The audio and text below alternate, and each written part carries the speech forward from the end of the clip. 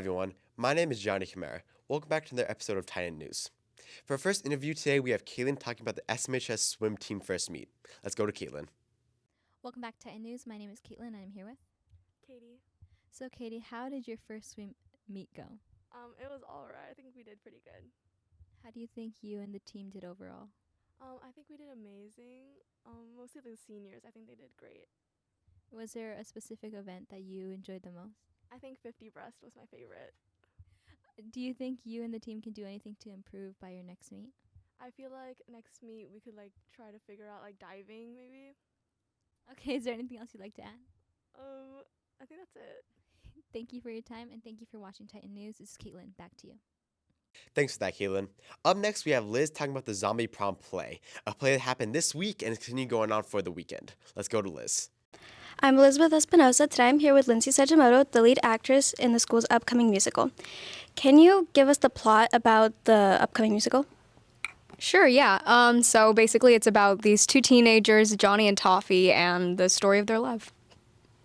How do you feel about the Zombie Prom being this year's musical? I'll be honest, at first I was a little bit apprehensive because I'd never heard of the play before. But going into rehearsals and getting to work with the cast and getting to know all of the characters, it's actually really love it. Speaking of rehearsals, can you give us the rundown of what a typical rehearsal looks like for everybody? Sure, yeah. So as of late, we've been doing full run-throughs of the show. So we'll get there at around 5, and then we'll do hair and makeup, get mic'd, and then we'll run a couple of songs with the band, and then we'll just do a full run-through. Yeah. In the wake of this recent zombie nonsense, there have been many transgressions pertaining to the school dress code. As the lead actress in this musical, how do you feel? It definitely is a lot of work, but it really does pay off. I will say it is tiring. I've been going to bed at midnight every night, passing out, but it's really fun. Do you do anything personal at home to get ready for the musical? Yeah, I do. I really go through all of the scenes, and I really try to put myself into the character, and yeah. Is this your first time being the lead in the musical? Yeah, actually, this is the first time actually taking on a lead. I've played a lot of supporting characters, which I have really loved. But yeah, this is a great opportunity, I think. Finally, can you give the details about when the musical is, where it is, if it's free and all that? Absolutely. Our musicals are on Thursday, Friday, Saturday, and Sunday at 7 to about 9, I think. Sunday is a matinee. I'm not exactly sure what time it is, but I believe it's sometime in the afternoon. And tickets are $10 for students and $15 for parents and other people. And where can everybody purchase tickets? Tickets are... I'm actually not sure. I think they're available online. I haven't gotten a link for that, but if there is one, I will send that to you. Thank you so much for meeting with us today. Thank you. Thanks for that, Liz. Up next, we have Claire talking about a track team event. Let's go to Claire. Hi, I'm Claire Lee, a reporter here at Titan News. I'm here with the track and field team members. Hey everyone, my name is Justin. I'm the substitute captain for our track and field. Hey, I'm Thomas. I run the 400. And I'm Kaden, and I'm the captain of the track team. So, how has the track and field season been so far, Justin? It's been good, doing good. We've had a hard practice weeks every now and then, but we've been getting through it like a breeze. Yeah, that's really it. Thank you. But what's your most recent?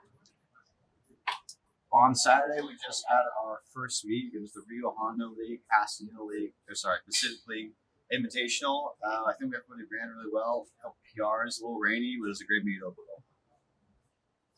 Good morning, how was the team's experience during the Really great, yeah.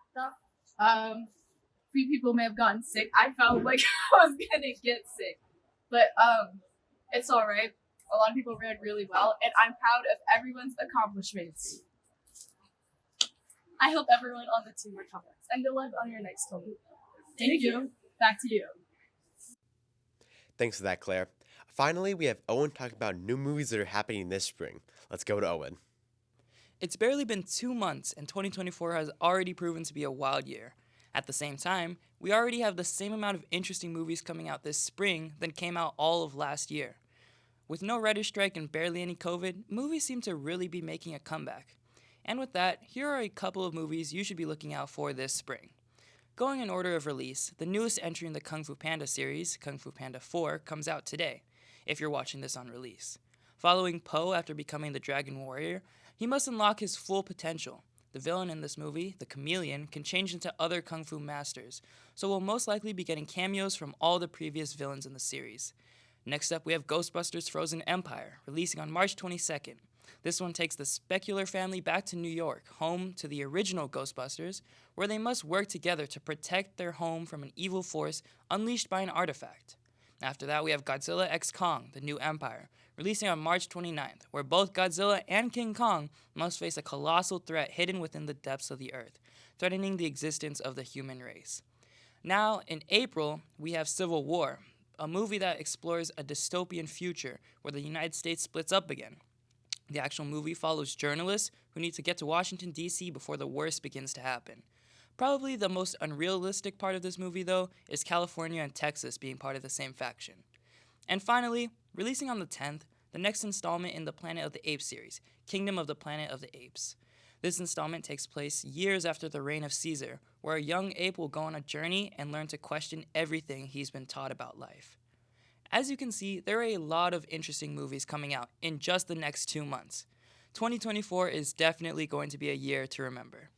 Thanks for that, Owen. And thank you everyone for watching this week's episode of Tie In News. Make sure to all go see the Zombie Prom play happening this weekend. And that's it. And remember, you stay classy, San Marino.